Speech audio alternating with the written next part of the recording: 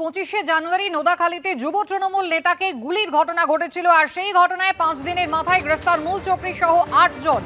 Shoot আউটের 5 দিনের মাথায় মূল চক্রী সহ 8 জনকে পুলিশ গ্রেফতার করলো। পুলিশের জালে মূল চক্রী সুবোধ ওরফে রবীন্দ্রনাথ নস্কর নোদাখালীতে গুলিবিদ্ধ হয়েছিলেন 25শে জানুয়ারি যুব তৃণমূল নেতা। ব্যবসায়িক শত্রুতার জেরেই খুনের চেষ্টা পুলিশের পক্ষ থেকে, এমনটাই দাবি।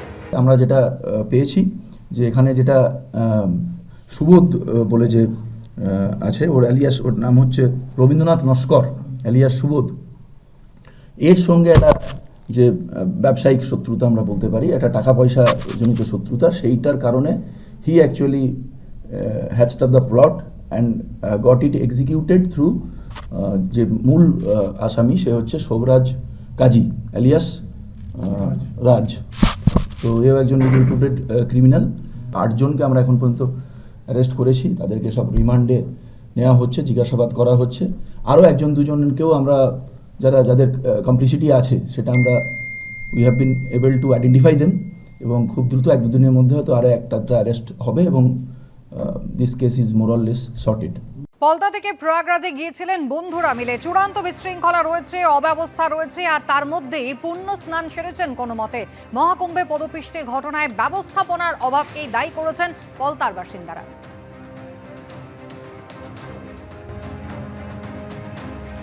কয়েকজন বন্ধু মিলে গিয়েছিলেন সেই পুণ্যার্থীরা, শেষ পর্যন্ত পুণ্য স্নান করতে পেরেছেন, যদিও ব্যবস্থাপনার অভাবকেই তারা কিন্তু বারবার দায়ী করছেন।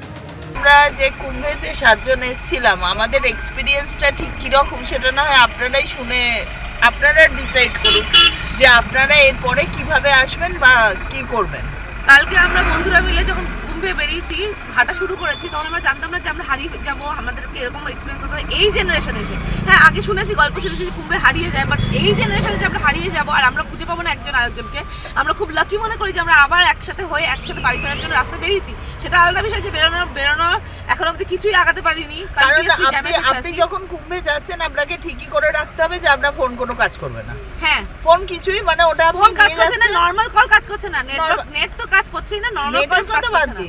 লাইভ লোকেশন শেয়ার করা আছে, লাইভ লোকেশন মানে লাইভ লোকেশন যখন আপনার কাছে পৌঁছাবে ততক্ষণে আপনি হয়তো নিজে চেষ্টা করলে হারিয়ে যাবেন। পুলিশ আপনাকে বলতে পারবে না যে আপনি এক্স্যাক্টলি। উল্টো বলছে, আমি বলছি আমি হারিয়ে গেছি, একটু হেল্প করো, ফ্রেন্ডসকে পাচ্ছি না। উল্টো বলছে আপনি কুম্ভে এসেছেন কেন তাহলে? কুম্ভে আমরা জিজ্ঞাসা করছি সংগ্রাম কোন দিকে, পুলিশ বলতে পারছে না। লোকজন কেউ ভিড়ের ঠালে এদিকে চলে যাচ্ছে, লোকজন ভিড়ের ঠালে ওদিকে চলে যাচ্ছে। ত্রিবেণী সংগ্রাম ব্লক করে রেখেছে। আমরা যেটা ফেস করেছি, আমরা কেউ জানতেই পারিনি অ্যাকচুয়ালি সংগ্রামের মানে জায়গাটা কোন দিকটায়, কারণ জায়গাটা পুরো ওরা বন্ধ করে দিয়েছিল। এবং আমরা মানে গঙ্গা, যেটা নর্মাল গঙ্গা স্নান, সেটাকেও কেউ সঙ্গম বলে দিচ্ছে যে এদিকে যান ওদিকে যান। অ্যাকচুয়ালি ওখানে কেউ নেই যে আপনাকে একটু গাইড করে দেবে। একটা ম্যাপ দেওয়া নেই, রাস্তাগুলোতে পয়েন্ট আউট করা থাকবে কোথায় কি আছে, কোথায় আছে কিছু সেই লোক সেটা আছে, সেটা পার্টিকুলার কিছু জায়গা। লোকজন চোখের সামনে স্ট্যাম্পেড হচ্ছে, লোকজন চোখের সামনে হরেবল কন্ডিশন, বিশ্বাস করবে না কোথায় ব্লক করে দিচ্ছে, কখন ব্লক করে দিচ্ছে। ওখানকার না লোকাল লোকজন জানে, না ওখানকার যে স্টলগুলো বসে আছে তারা জানে, তারা কেউ কিচ্ছু বলতে পারছে না। ওয়াজ আ ডেঞ্জারাস কন্ডিশন। সবথেকে বড় কথা, আমরা যখন 20 কিলোমিটার 25 কিলোমিটার আমরা জানি আমাদের হাঁটতে হবে, আমাদের সে ব্যাপারে কোনো প্রিপারেশন নিয়ে গেছিলাম, সেই সব কোনো, কিন্তু রাস্তায় মিনিমাম তো আমরা যখন হাঁটছি একটু কিছু খাবার বা খাওয়া দাওয়ার জল এগুলো তো अवेलेबल থাকতেই হতো। অবশ্যই এগুলো তো ম্যানেজ করা উচিত ছিল। কিচ্ছু নেই।